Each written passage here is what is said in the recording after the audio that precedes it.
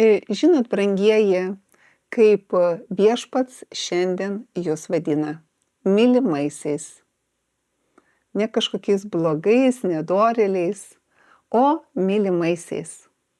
Ir paskaitysiu šiandien 3 Jono laišką, 2 eilutė, kur sako: mylimasis, aš meldžiu, kad tau visame kame gerai sektųsi, kad būtum sveikas, taip kaip gerai sekasi tavo sielai.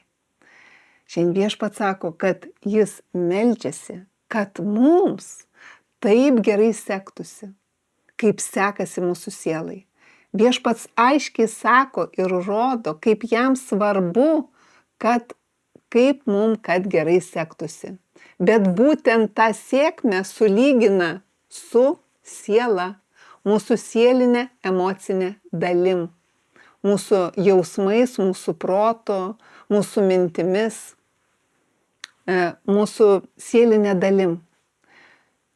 Ir ta siela kitoje raštoje vietoje viešpats sako, tai reiškia jo balsas, Dievo žodžiai taip sako, jeigu mes klausom Dievo balso, kad atnaujinti savo protą Dievo žodžiu, kad galėtume ištirti, kas yra gera ir tobula Dievo valia, kad galėtume suprasti, kokia yra gera Dievo valia, kad šiandien žinotumėt jūs, aš pati, kad Dievo valia, kaip ir Tėve mūsų maldoj, Jėzus sako, kad Dievo valia čia žemėje mums žmonėm yra gera.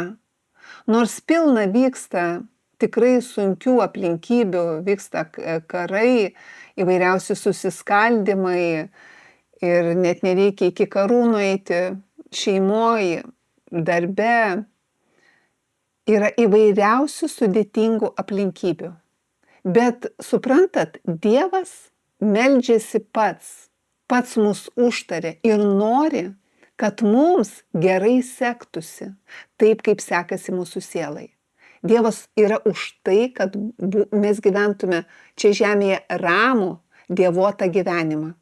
Bet žinot, yra mūsų pasirinkimas, mūsų nuolatinis pasirinkimas, kaip mes čia šitam fiziniam pasauly rinksimės nuolat ir pastoviai kiekvienoje situacijoje.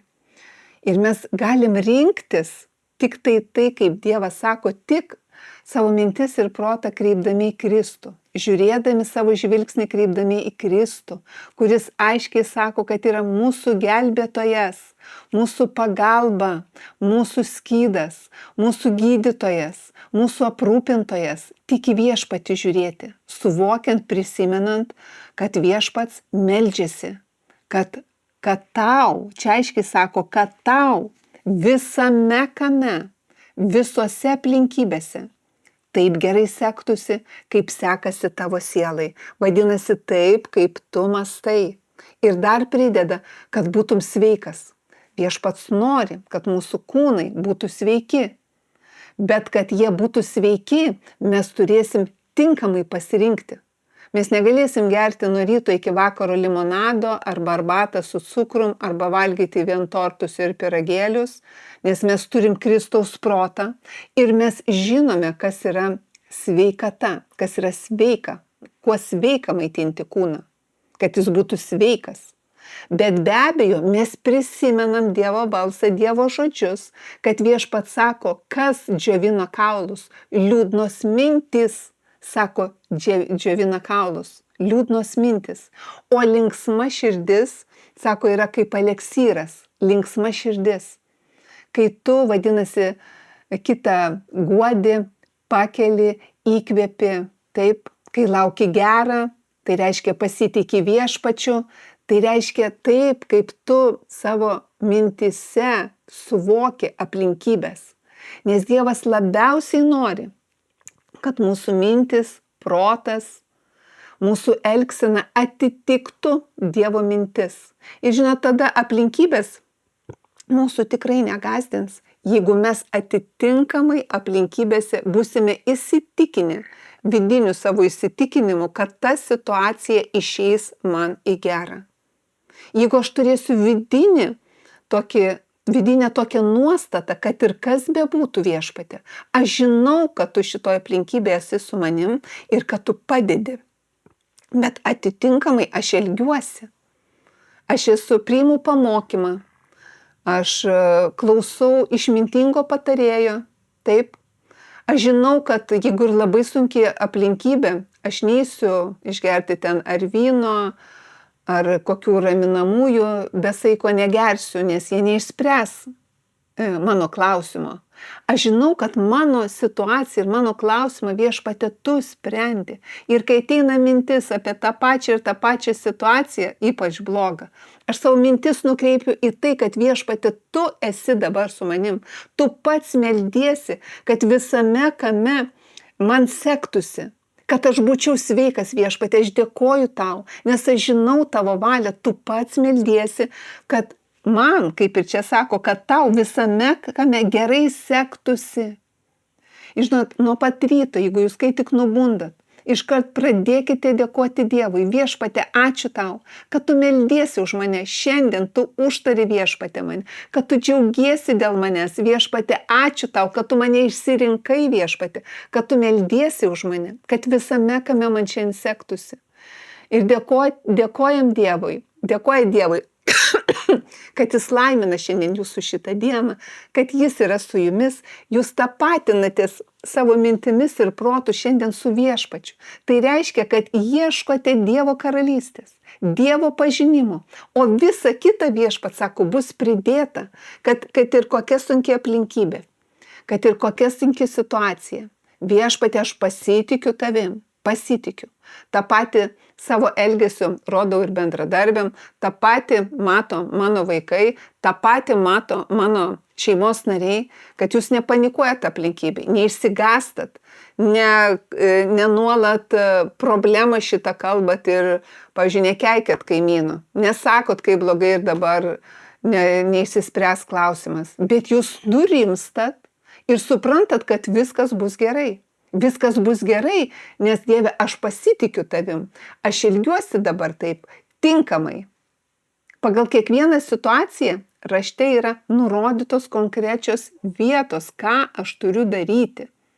Ką aš turiu daryti, viskas yra parašyta. Skaitykite ir bendrai skaitykime nuolat kartu raštą, Naują testamentą, Evangeliją, gerą žinią, Jėzaus pamokymus, kur aiškiai nurodo, kaip mums elgtis čia gyvųjų žemėje.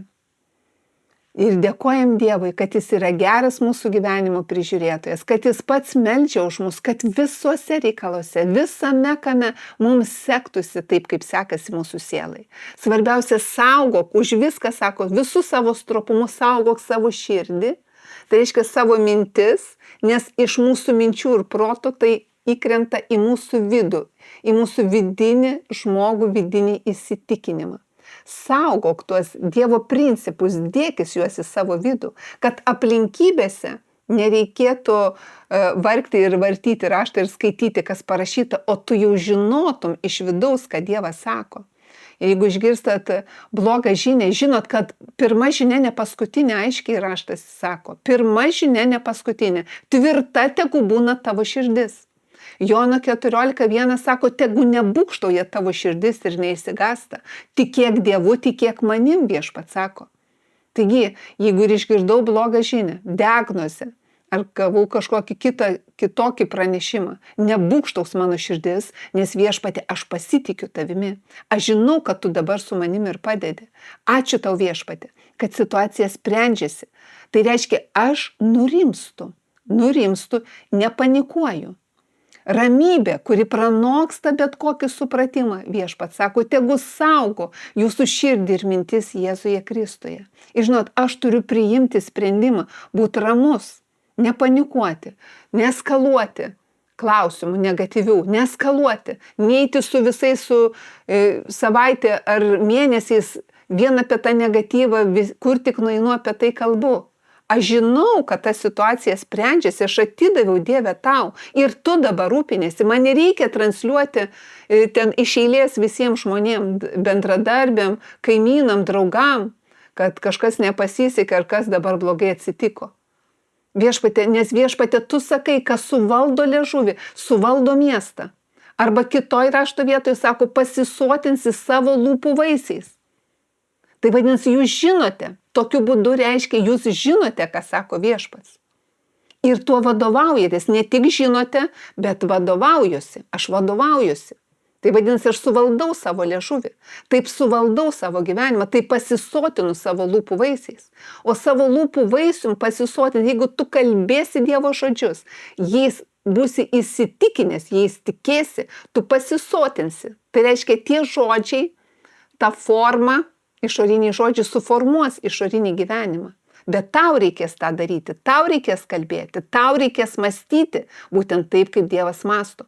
Prisimenant, kad viešpats šiandien yra geras, jis pats meldžiasi, kad visame kame šiandien tau gerai sektųsi, taip kaip sekasi tavo sielai.